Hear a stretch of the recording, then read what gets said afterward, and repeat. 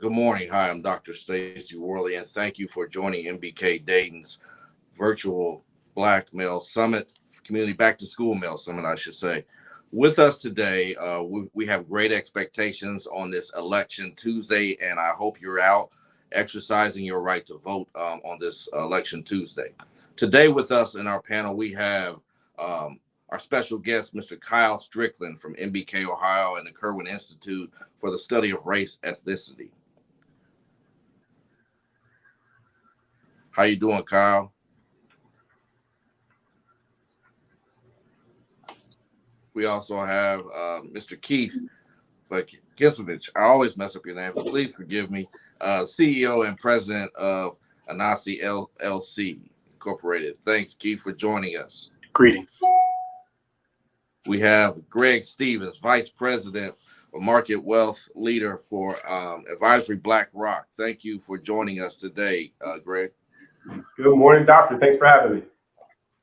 And we have my good friend, Lamar Scott, director of admissions at Tennessee State University and proud brother of Omega Psi Phi fraternity. Greetings, brother. Thank you so much. Greetings to you all. And we have another great man of Omega Psi Phi fraternity, Mr. Derrick Thomas, Northridge Schools student success administrator. All right. Thank you. And we always try to have an elder in the room, David Kuumba Greer from the Dayton African Elders Council. Thank you for joining us as well, Baba Greer. My pleasure, and thank you so much for inviting me. I'm trying to get my camera fixated right. I think that might have it better.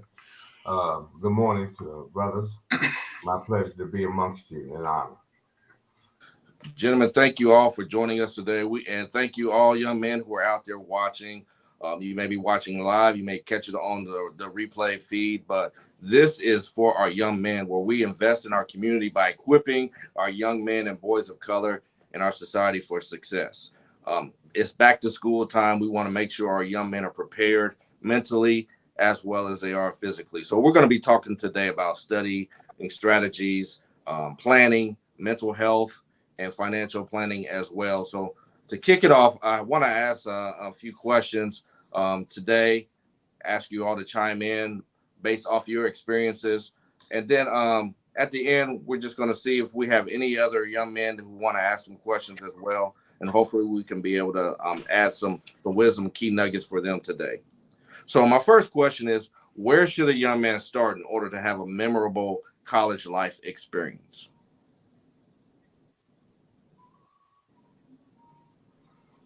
Kyle, you mind teeing that off for us today? I'm happy to tee that off. Well, one, Dr. Worley, it's a pleasure to be here. Good morning to everybody. Excited to be here as part of the My Brother's Keeper Network and to represent MBK Ohio, but also to be here with MBK Dayton. And for all of you watching today, one of the best things you can do to start off for success in career, in college, and any sort of school is to recognize that there are others that have laid a path before you. And especially your family, your friends who have had these different experiences. and to lean on them for advice about their experiences. And it's valuable to be able to have conversation with others who've navigated through something that you're about to go through, so that it makes the process less scary, less uncomfortable, and make you understand that there are possibilities because people have made it through. I mean, I remember all throughout my school years, I was always worried about whether I was going to be able to make it to the next grade. I just didn't know whether I would be able to make it to the next grade. It seemed like a daunting task. The next step seemed like daunting, but I could always lean on family and friends about what's possible. So it's not so scary because they'll show you the types of experiences. And for those of you who might be first generation, who are doing this for the very first time, you can lean on others and friends, and you have colleagues like all of us here today to ask us questions. And one of the great things about our community is that you can reach out to a complete stranger that you don't know, but who's willing to lend a hand, because that's the work that we do. I am my brother's keeper. I am my sister's keeper. And so what I would just advise is reach out to family and friends who have gone through those experiences, and it won't be so daunting. And I know you'll have great expectations, but also great success. Thank you, Kyle. And I want to go back and make sure our viewers have an understanding of why this MBK Dayton Back to School initiative is very pivotal for us. You know, we at MBK Dayton, as well as all the MBK chapters all across the United States, really focus on cradle to career. And so we want to make sure we are equipping our young men and our boys of color with all the tools that they need in their tool chest to be successful throughout not just the early years, but not just through high school, but also through college, so they can become successful men and citizens in our communities. So that's what this initiative is about today. And we want to make sure here in the Dayton market that we are preparing our young men for success. So thank you, Kyle, for that answer. I also want to throw this out there today, gentlemen. I know a lot of young men are going through anxiety and everything, and this one is geared towards our Baba Greer today. How do we combat mental illness stigma in the African-American community? Well, first and foremost, I think the educational component needs to be conveyed at an early time period and with consistency, because unfortunately, the acceptance of one having a mental health issue is not accepted as it should be. That being because unawareness associated with apprehension, associated with individuals not wanting to be perceived that way. There's a nucleus of reasons why individuals do not accept or recognize that there may be a mental health issue. But we all have some sort of mental health issue based on things that has been inundated to us through society, through our environments that we grow up in. There's just various things that can contribute to that. So what we have to do is we have to recognize it. We have to reach out to those individuals that we feel that there may be a mental health issue, and not be judgmental. You have to be non-judgmental when you're dealing with individuals that may have a mental health issue. Be empathetic, and caring, and do our best to show that we support individuals that may have a mental health issue. Thank you, Baba Greer. Keith, do you want to chime in on this as well? I know in your profession you see this with our young men and young ladies. I think the issue that our elder so eloquently stated for us is that we've all been through some things, and unfortunately, popular culture teaches us that if you express anything about needing help or struggling with any kind of mental health issues, it gets perceived as weakness rather than a genuine expression of a need for assistance. We don't do that with physical health at all. If somebody says my stomach hurts, my head hurts, we get them to the doctors if we think it's a legitimate issue. But if somebody says I'm stressed, I'm depressed, I'm unhappy with life, the tendency is for Black men and young men to get told, suck it up and quit complaining. And that any expression of going through something is an indication of weakness. That is a dreadful inaccuracy, because a trauma is anything that overwhelms your nervous system's ability to process it and deal with it appropriately. And Lord knows a lot of our young folks and a lot of us older folks are going through some things that are overwhelming our nervous systems, or have been through repeatedly things that have overwhelmed our nervous system. And then we get stuck in the cycle of not knowing how to process out of that bad space.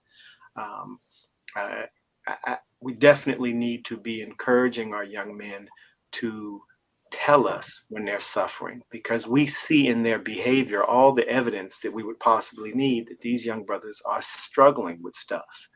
The willingness to act out aggressively towards one's peers, the hostility that at times they display towards each other or themselves.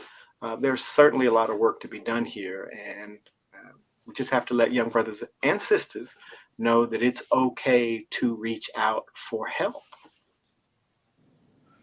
Thank you. And we could really stay on that topic for a long period of time, but that's something I think that's very vital in our community that we really need to have more discussion on. Unfortunately, we don't have that in this platform, but I hope that we can follow up with that in a later date and time. Mr. Thomas, what should a student look for in a school as they're preparing for college? And this is geared towards our seniors that may be watching now or watching later as they prepare in this stretch out this final year of high school and start preparing for college.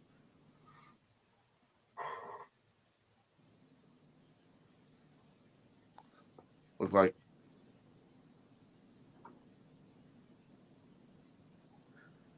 I think he's having some technical difficulties.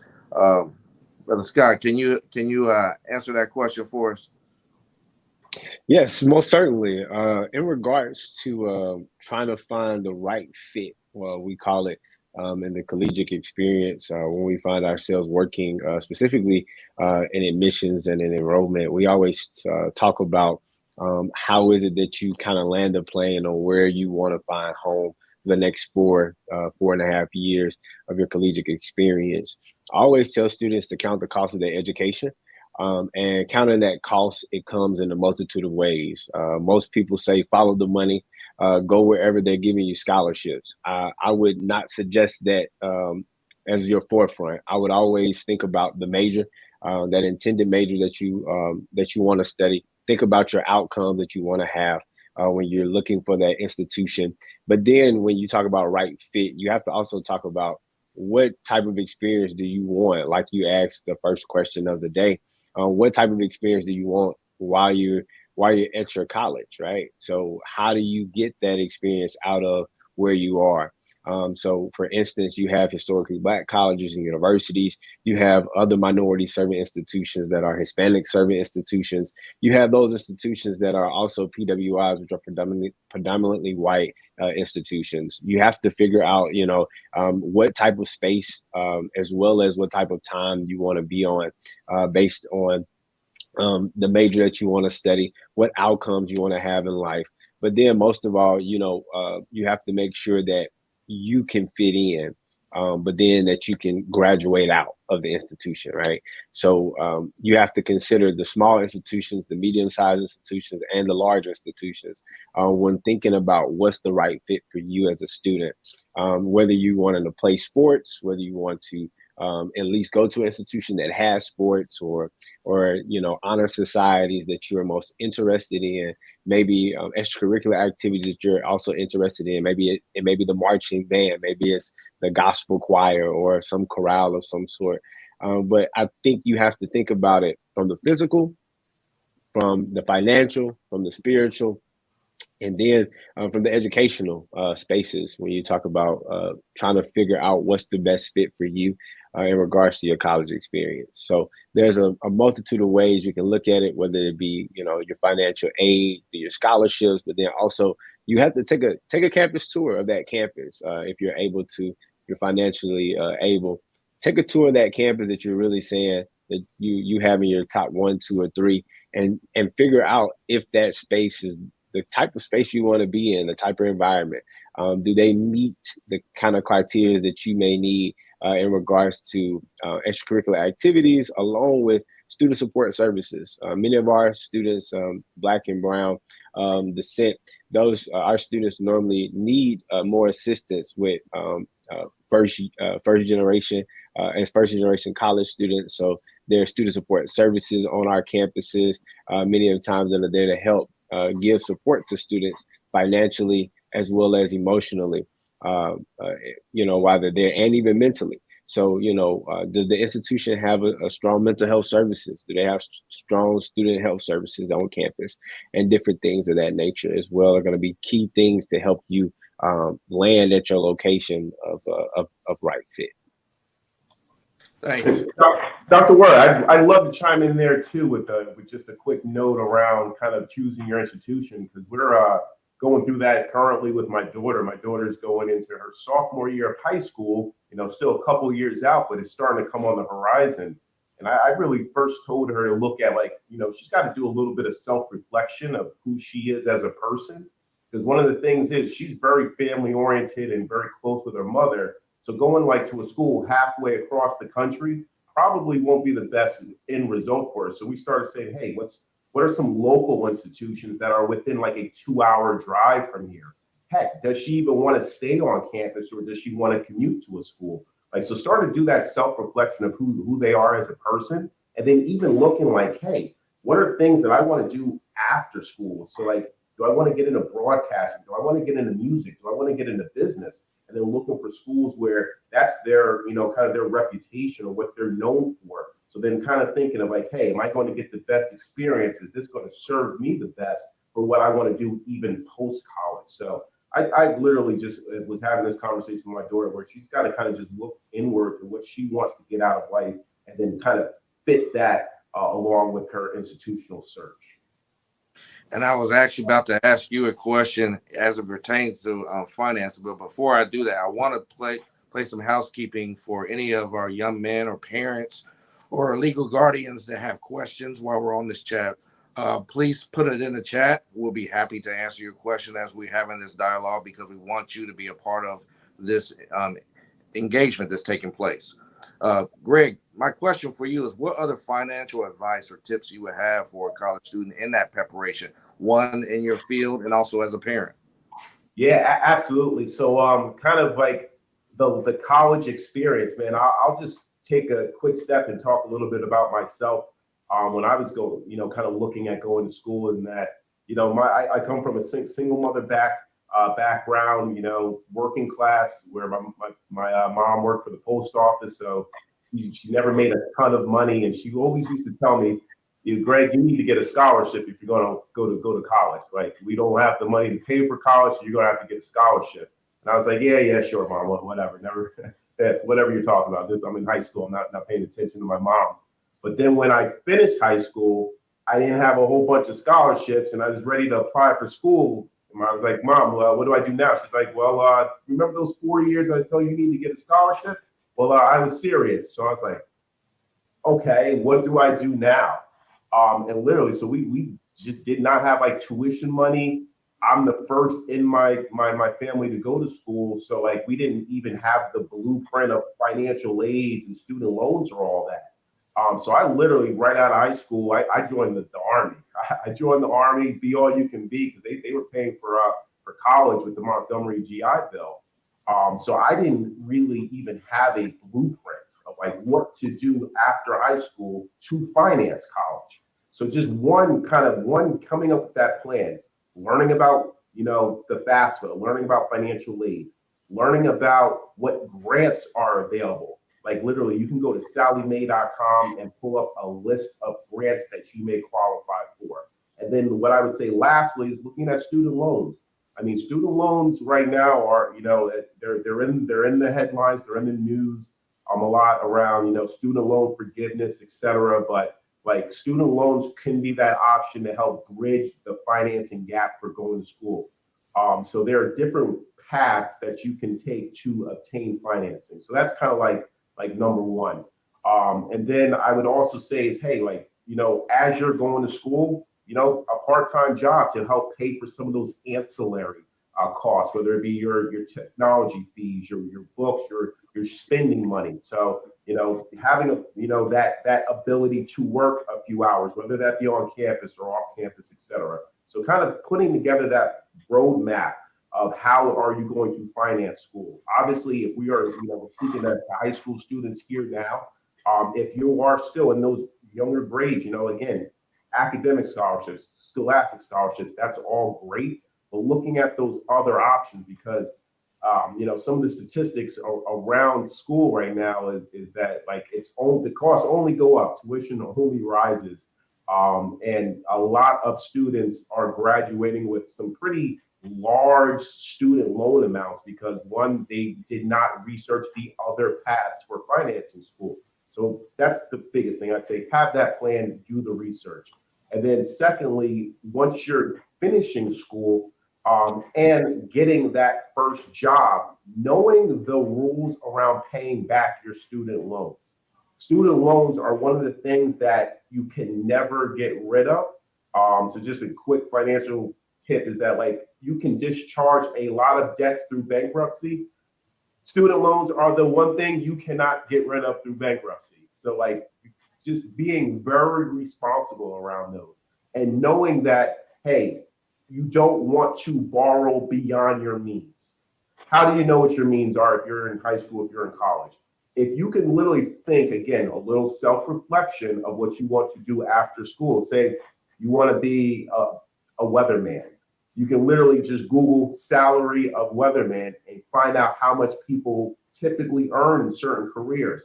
And you would not want to graduate with more than the annual salary of said profession. It's a very good kind of gauge of, am I borrowing too much?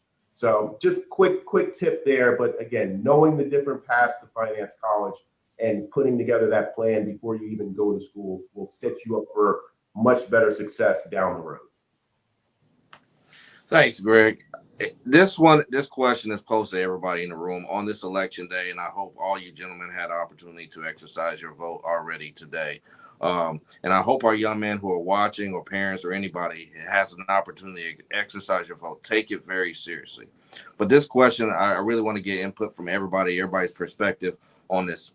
In light of the Supreme Court's decision on affirmative action, how do we continue to propel our young men, and how do we attract students to schools? And I like that. Kyle, if you could kind of kick that off for us. Of course. So happy to answer this question. So my background is as an attorney. And this is a question and something that has been really on the path and on the march for quite some time. In terms of over the years, we've seen a rollback of affirmative action policies, and many schools took steps to actually remove the policies prior to the Supreme Court decision. But what this decision means, though, is that we are really going to have to figure out ways to be creative to ensure that we are making sure that our institutions reflect the diversity of our country and our diversity of our communities. And unfortunately, for too long, the recruitment and the retention rates of Black and Latino students, especially, are not nearly where they need to be. And so with this decision, with this affirmative action decision to roll back these rights, now we have really put additional barriers to make it even harder to really understand the holistic approach that admissions processes must take in order to have a diverse pool of students that actually represent the diversity of the community. And so what it's going to require is additional steps. It has to focus not just on institution of higher education, but our pipelines from early years all the way through high school and on to college and career. We have to ensure that we're investing in our young people and especially investing in communities that have been left behind. Because if we are not putting in place policies, we are not putting in place programs, then what's going to happen is folks are going to continue to be overlooked because of the reason that we had affirmative action policies in the first place is because of historic injustices that have left people behind, that have marginalized specifically communities of color and Black Americans. And we know that these disparities continue to persist today. And so unfortunately, because of these policies, it's even harder to ensure that you're going to have a diverse pool, but it also requires each one of us as students, as parents, to be advocates for our students and to be advocates for our young people and to make sure that we're checking institutions of higher education to actually ensure that they are providing the resources and the outreach and recruitment so that every child has the opportunity to succeed and to thrive.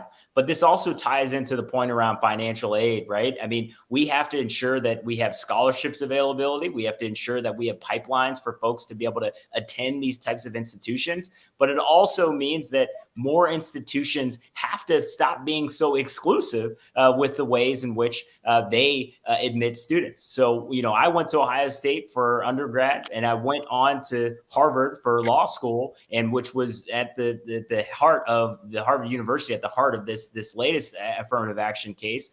But one of the things that if we're going to talk about getting rid of affirmative action, then we should be talking about legacy admissions. The fact is that legacy admissions, the ability for you to kind of get a leg up if somebody in your family participated in previous, was an alumni of a university or a donor of a university, then that somehow gives you that additional leg up. Well, if that's what we're going to talk about, eliminating affirmative action policies, the legacy admissions policies actually embeds and perpetuates a history of inequality, because those who've had access from the very beginning continue to pass down that access and exclude and close doors of opportunity for all communities. And so we have a lot of work to do, but I'm excited to hear what our panelists are trying to do because this is a big issue. And so we need policy change, but we also need to change our practices.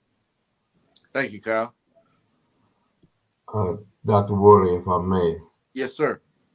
As a caveat to what Brother Strickland has conveyed, our institutions and systems are so inundated with racism. We have to continuously communicate the issues that are prevalent in today's society.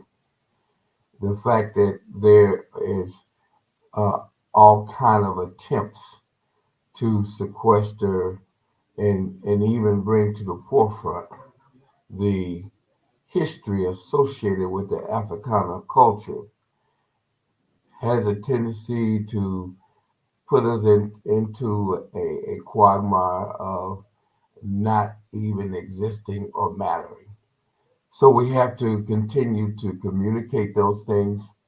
We have to educate ourselves as well as our young people to what is real. You know, look at what is happening down in Florida. You know, what they're attempting to do and doing to the academics down there. All things are geared towards wiping out the existence and the prevalence of African Americans more so in others.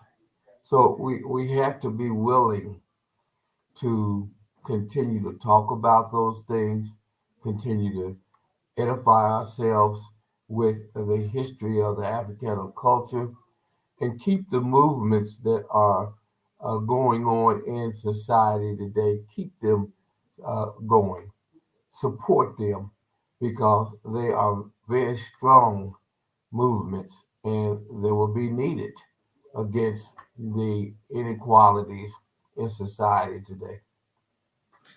Thank you, Barbara Greer. And one of the things that some of those who just joined us may not understand, when we have engagements with MBK Dayton, we always want to make sure we have and create a space for our elders to be in the room.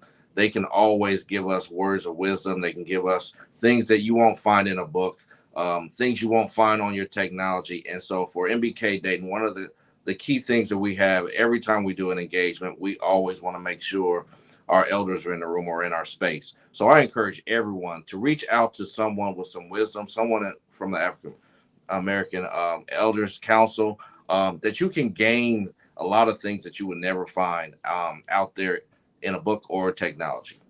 I thought I saw Mr. Thomas join us back, but I guess we lost him again. Anybody else want to chime in on this? Thank you. Brother Thomas, we're talking about in light of the Supreme Court decision on affirmative action. How do you attract and propel our young men to be successful in schools? Well, one of the things, and guys, I apologize for the technology. We got that handled. But either way, one of the things that we're doing here in Northridge is, first of all, recognizing that we need to improve. And I think that's the first thing that we need to, and other organizations need to take a look at, and to say, what are we doing? What are we doing in our schools? What are we doing in our schools to help our students, especially students of color, to be more successful? What are we doing to attract? And I think that's where we are now. When we're looking at our staff, how does our staff look in comparison to our students? We know that students, if you look at some research, you'll see that students perform better when they have teachers and people around them on the staff that looks like them.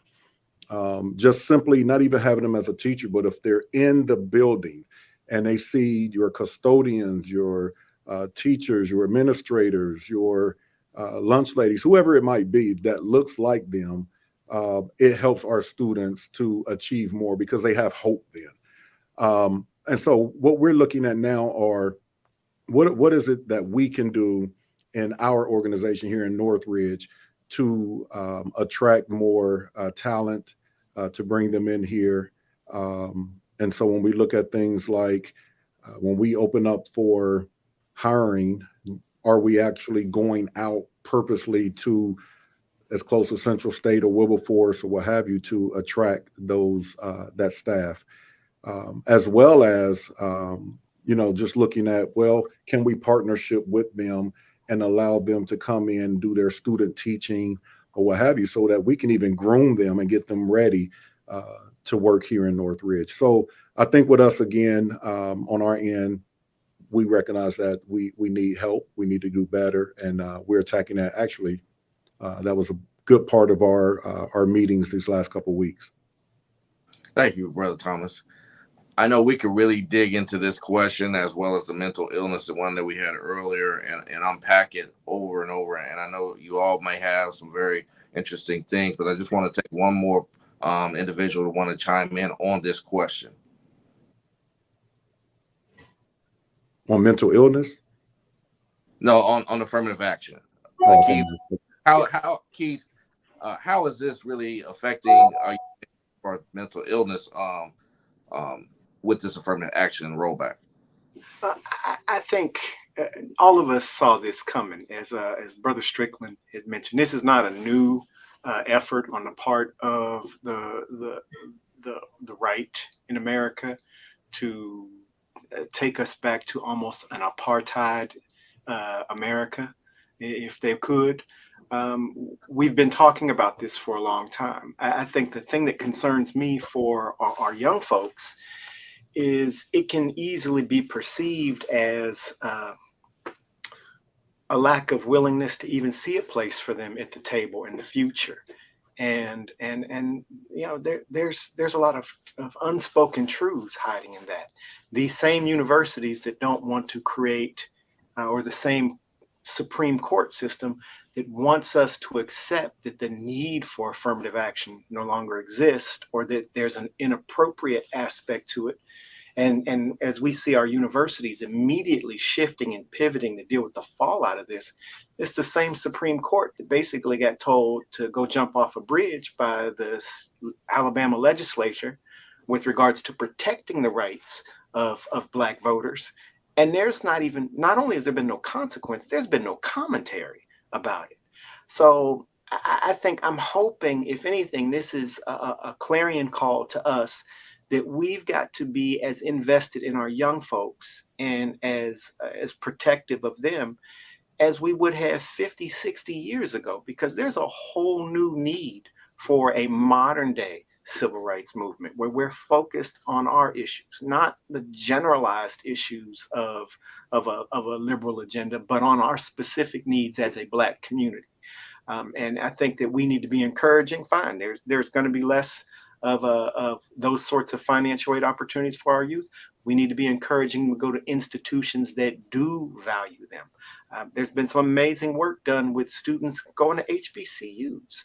So, we have to fight for a place at the table, but we also need to be paying attention to which tables we're actually being welcomed at. So there's a balance.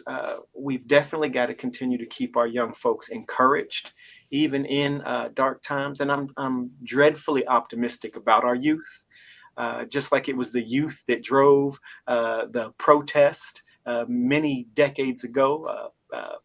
It will be the youth that stand firm for their rights as we move forward. And we need to be encouraging them to do so. The other thing we need to be doing is getting them to focus on more than just athletic pursuits to college. There are a very finite number of career paths in the NBA and the NFL, but there are a near infinite number of alternatives to that in terms of everything from skilled trades, because let's be real, not all of our young folks are going to go to college, but that does not mean they have to have a less successful life. And then we need to be educating them about what particular paths to pursue in college. And we have to accept the reality that a lot of our folks are coming from backgrounds where maybe their parents didn't go to college. Like the one brother mentioned, I was part of the first, my dad was one of 11. Of those 11, 9 had been to prison. Nobody had been to college. I was one of 2 cousins. Me and another cousin were the first ones to go to college. My parents' agenda was just get to college. They didn't have any clue what I needed to study when I got there. And unfortunately, that meant I pursued what I will say was not the best degree, because all it left me qualified for was to turn around and go back to graduate school, because there were not an abundance of jobs for folks with psychology, Black study, undergraduate degrees. So I was a well-qualified graduate student at that point. But we need to be teaching our young folks to pursue degrees that go somewhere, either in terms of 4-year terminal business or job opportunities, or getting them into college with the mindset that this is just the first leg. Like you go to middle school, then high school, that college may be the first step in a 2-part journey. But we've got to keep encouraging our young folks to be successful and to endure. The only place where success comes before work is in a dictionary. And the social media gratification of instant turnaround and everything happens overnight. Yeah, no, we as parents, we as mentors have to fight back against that, because our youth need a more realistic perception of what their path ahead of them is. And that is the reality of being Black in America, that it is not going to be an easy path, and that you must work harder than anyone who doesn't look like you to get to the places that we want them to. Thank you. This question is for Brother Lamar. It's twofold. It's for our seniors who are in high school about to finish their last year, and by you being at Tennessee State University, one of our HBCUs, for your freshmen that are coming in, what 3 key success factors would you recommend for them, other than grades, for them to be a well-rounded student? Yeah, when we talk about key success factors outside of maintaining your academic excellence, right? As you said, your grades, I would consider community. as one of them. A student being able to find community will help a student be able to be successful and a more well-rounded student from the time that they enter to the time that they graduate.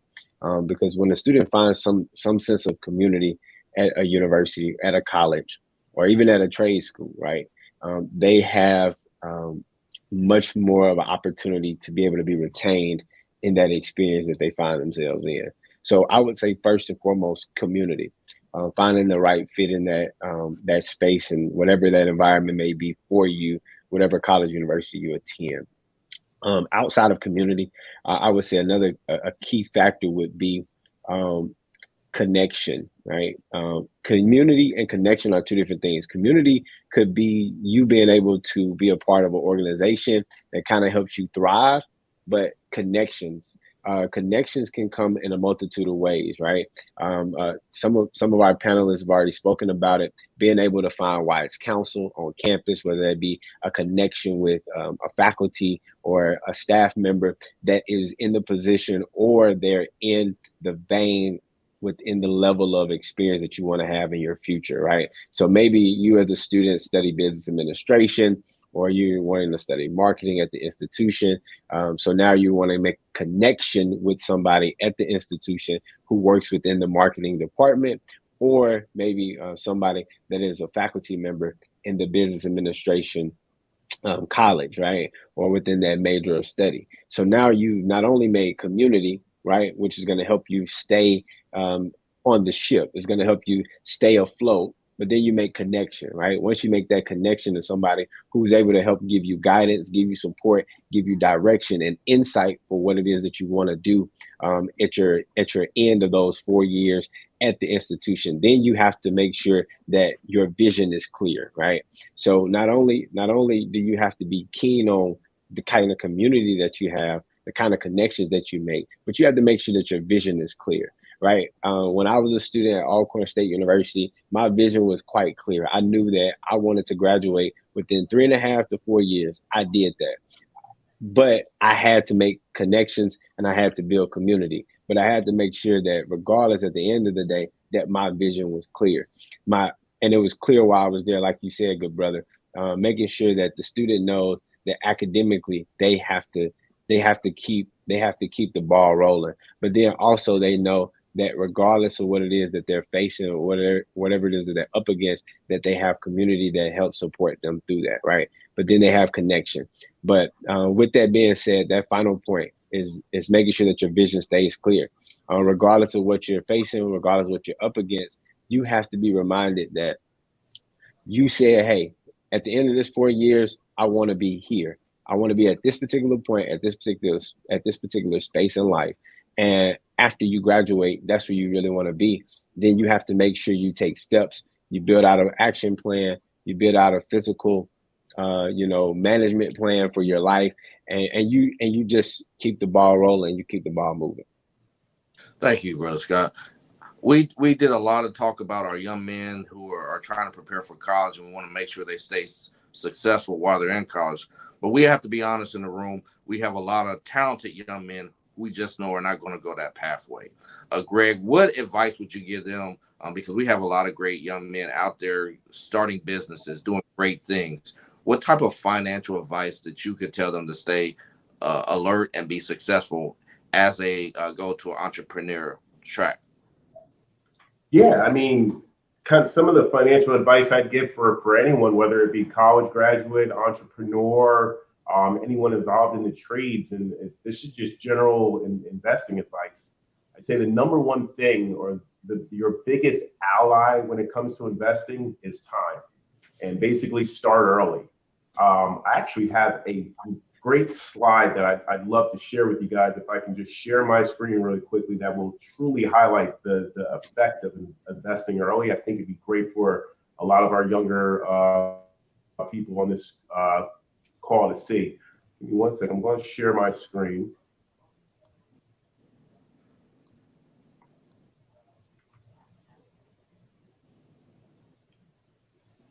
And did the chart come over here, guys? You guys able to see a chart? There we go. Yeah. Thumbs up. So literally, this is something I share with everyone, especially high school students, because this is the effect of, hey, do you want to be a millionaire one day? I remember the show, Who Wants to Be a Millionaire? And it was the funniest thing to me. It's like, who doesn't want to be a millionaire? And essentially, this is the easiest recipe if you want to have $1 million by the time you hit retirement age. And it literally here shows that if you start at age 15, so sophomore in high school, and you just save $60 a month, by the time you reach 65, you'll have $1 million saved up. And this is based on basically 10% annual returns. They choose 10% because that's just about the average return of the stock market. But the difference in this chart is showing you just the different incremental ages of how much more money you'll have to save if you start later in life. So if you start at 15, all you have to do is save $60 a month. If you start when you're 25, you have to save $160 a month. If you start at 35, you have to start saving $440 a month. If you started at age 45, you need to save $1,300 a month. And basically, if we look at that total investment amount, if you started at age 15, you'd only have to save a total of $36,000.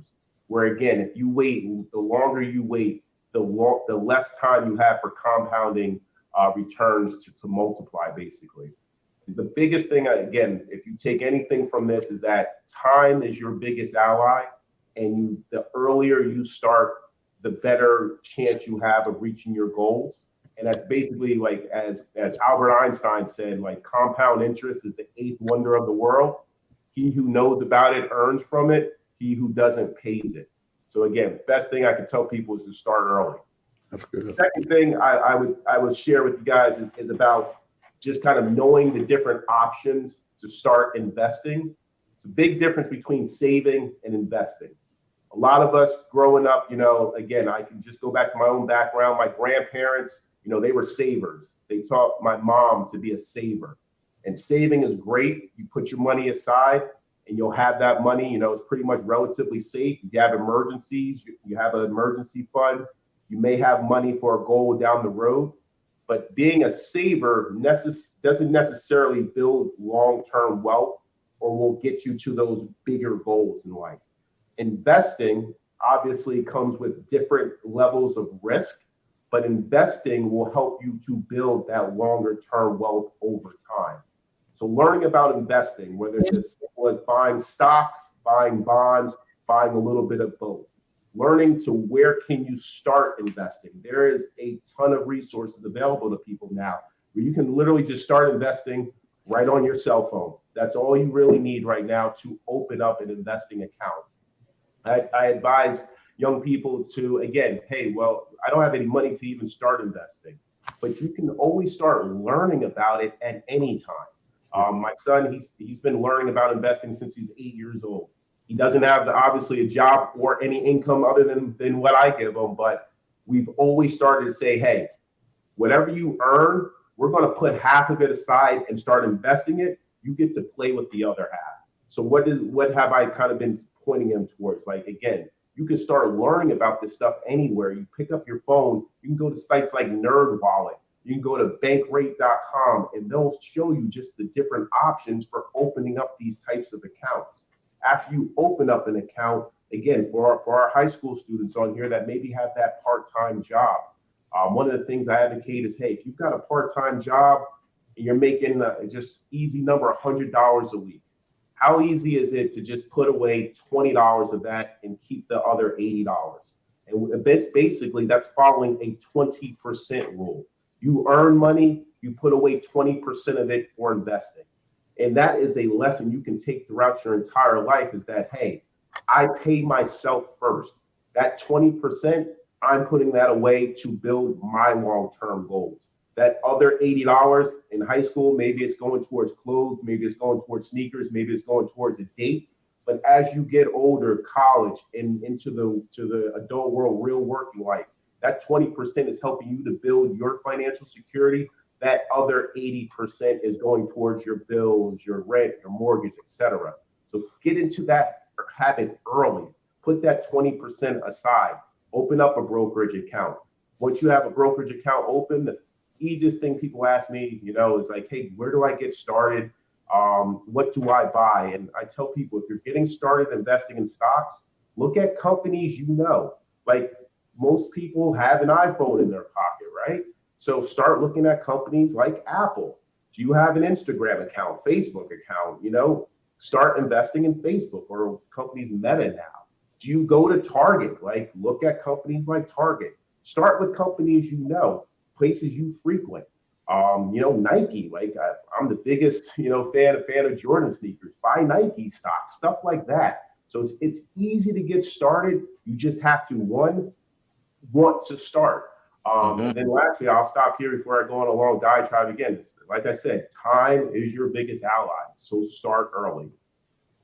Very good. Thank you. As we are getting close to the end of our time, we know a lot of our college young men are getting ready to go away to school. Kyle, this question is for you. How do we have an election coming up. How do we prepare our young men that are away from school? What advice would you give them when they're away from school? How would they vote successfully? Of course. So this is so important, especially on election day. So always make sure you check your voter registration first. Make sure you're registered to vote, and then check your voter registration to ensure that you're updating it throughout the process. Because especially college students, if you're moving, you have to ensure wherever you're registered to vote, whether you're registered to vote on campus or registered to vote back home, you need to make sure you're checking your voter registration so that you know. And one of the best ways to do this as well is to be able to vote early, and whether you vote by mail or absentee, so you vote early and send that into the Board of Elections so that they have that. But you can go to voteohio.gov to check out this information. And so today is election day. It's a special election, August 8th, 2023. It's a special election. There's one issue on the ballot, is issue 1. And this is an election where we have to ensure that everybody exercises their vote and their voice. And the fact is that, some people, they hear about elections, they hear about politics, they say, it's not for me. I don't want to hear it. That's just not what I'm all about. Well, we got some news for you. Is politics is about everything, and it impacts you. It impacts your voice, and it impacts your vote. And it's one of the most powerful ways to exercise your voice is by focusing on your vote. But make sure to check your voter registration and ensure that you're registered to vote, and then check and talk with your friends and family to ensure that they are also registered to vote. And then vote on election day or vote early. But I just encourage everybody to be involved. Civic engagement and voting is a critical aspect of how we have rights, and we can fight and protect our rights. And it's important that our young people cast votes as well, because too often some people say it's not for me and they don't vote. And the last thing we want to be able to do is take away your right to vote, and instead have those who are in power who are more than happy to have you not vote. We don't want that. We want to make sure everybody can exercise their rights. So go to voteohio.gov and check your voter registration, check your polling place. And then if you're at a university or a college, you can actually work with the administration there to see where you are registered to vote. So wishing everybody the best on this special election day. And I hope if you haven't yet, this is your reminder, go out and vote. Thanks, Kyle. And gentlemen, as we go around the room real quick, if you would what's the major takeaway you would like our students to receive from this conversation today? And I start with Baba Greer. Well, the first thing that I would like to share is know that God's master plan is structured it's a generational structure. And things are to be passed on from one generation to the next generation, which is that structure of eldership. Those individuals that have lived longer than you have obtained wisdom based on the journey and the lifestyle that they lead. And if they lead a lifestyle of righteousness, then that means that they acquire the wisdom that will help them to persevere through life in the changes of society. society is unfortunately is sequestered in Eastern Europe culture, and everything is being done to make sure that the Africana culture does not be embedded in the institutions and the systems. They're doing all they can to remove it. Listen to your individuals that are elders. Listen to individuals that live a righteous life and have wisdom so that you can persevere by picking those things up that are applicable to your life and your lifestyles as you go along your journeys. Thank you, Brother Scott. Yeah, I would say I'm the youngest of the group, but I think it's so important that young men, as you start to think about life, you think about what do you dream, what do you expect, what are your goals, but most of all, who are you? Um, we were talking about how it is that some young African American males many of the times think that we're only a football player, we're only a basketball player. We're only as good as what our hands and our feet can do for us. But it takes a mind to be able to be a quarterback. It takes a mind to be able to be a point guard. It takes a mind to be able to be a defensive back. It takes a mind, right, to be able to be a power forward, what have you. So with that mind that you have, take it, increase yourself in knowledge, wisdom, and understanding. As our elder statesman just communicated, we should always lean not unto our own understanding, but in all our ways we acknowledge God and He'll direct our path. But He's also set people before us that went before us, that have gone farther than we've gone before, and that can help set a precedence in our life and help give us insight, help give us direction, help give us support. But most of all, I would just want to say as I close is that regardless of what you're up against, regardless of what you face in life, it cannot defeat you. You are greater than anything that's up against you. You are greater than any contradiction that people may place on you. You're greater than any affirmative action, lawsuit, case, whatever that may be. Whatever it is that's suppressing voter rights, you're greater than it. So because you're greater than it, you have to be above it. So regardless of when it comes to you, just be above it. Continue to grow in knowledge, wisdom, and understanding, and you'll go places that others will never be able to go. You'll understand things on a higher level than people have ever been able to perceive before. So with that being said, I want to just say thank you for the opportunity. Thank you, Brother Thomas.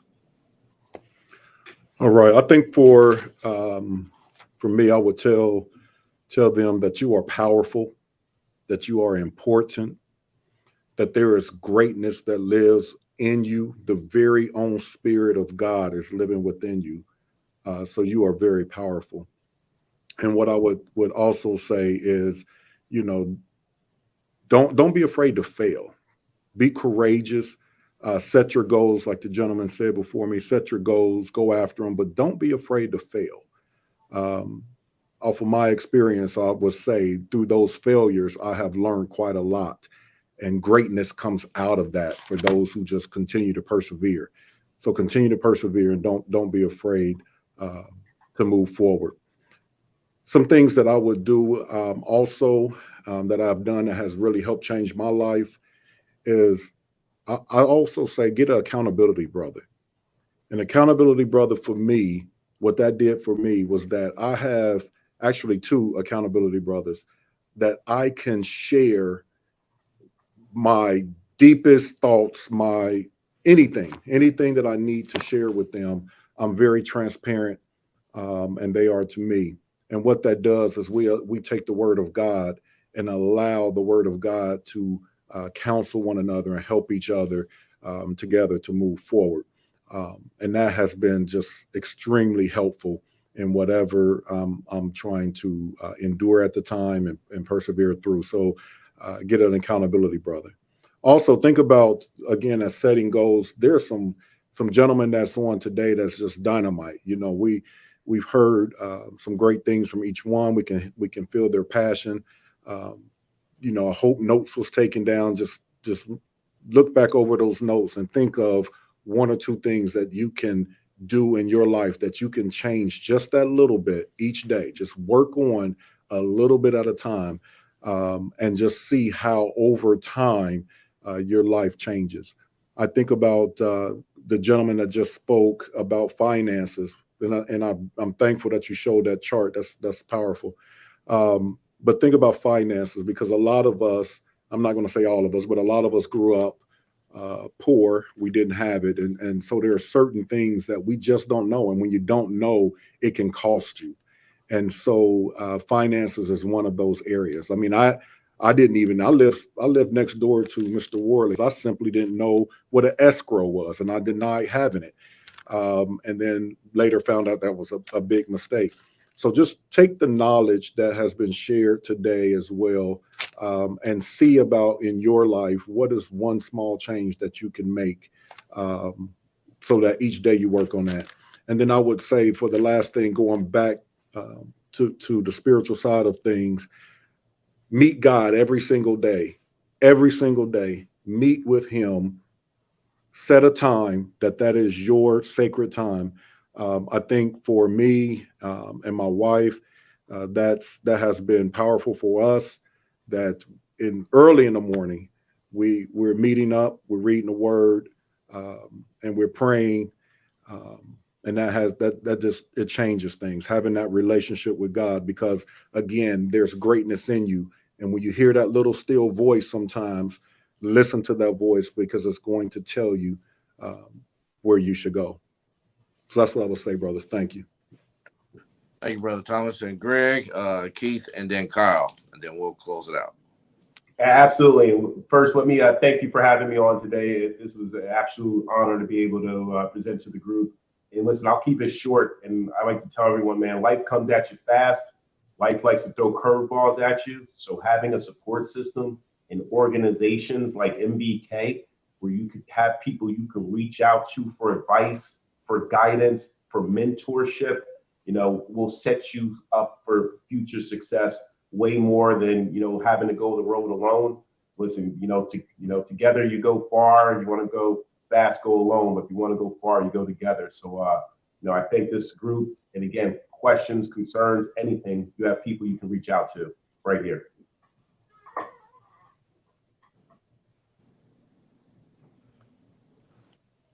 Okay. I think in closing, I would tell young folks, work hard in your youth to build a future, or else you will work hard your entire life to make up for the fact that you did not invest in your youth. Focus on personal development. You are the only resource that you always have, and pay a close attention to your peer group. If all the folks you hang out with look like their life isn't going to head in the right direction, probably time to find some new friends. There's an old expression: if you can't change the folks you with, then change the folks you with. We oftentimes do not go much further than our peer group. So you need to be paying attention to who you're associating yourself with, and always try and aim for folks who are going to be on a moving forward in life trajectory. That might mean it's a little bit lonely at times, but it is better at times to trudge forward by yourself until you find that peer group that is on the same mission than it is to get led in the wrong direction by just going with the flow of things. Because a lot of times young folks get themselves into trouble, not because they were actively trying to do anything wrong, but they just went along with somebody else's bad idea. So be the master of your fate, if you will, rather than getting dragged in the direction that somebody else has for you. I guess that closing thought is that if you will not choose your direction in life, somebody else will choose it for you. I'll keep it short. Follow your dreams, chase your dreams, but just like on this panel, do it together. And that's the work of my brother's keeper. I am my brother's keeper. I am my sister's keeper. Not only do you take this advice to follow your dreams, but you can be a role model and inspiration to others to follow you along the way. And we do this together. So chase your dreams, do it together, and be your brother's keeper, be your sister's keeper. And we're just so grateful to be here today with you all. Take care. Thanks, Kyle. And in closing, to all the parents, grandparents, young men who are watching, sisters, cousins, whoever, we thank you for sharing this time with us today for MBK's Dayton. Great expectations for a great year. We are here. We hear you. We want you to know that MBK Dayton has a passion for our young men. We want to make sure they're successful, whatever pathway that may be, whether it's in high school, college, trade school, or entrepreneurship, whatever it is, or military. We're here. Seek us out. We are our brother's keeper. We are our sister's keeper. Thank you for joining us. You can follow us on our MBK Dayton YouTube page or other social media pages that are rolling at the bottom of the screen. We hope we've said something to make your day better. Have a great school year, young men. And those who are with us, thank you for joining us in this journey.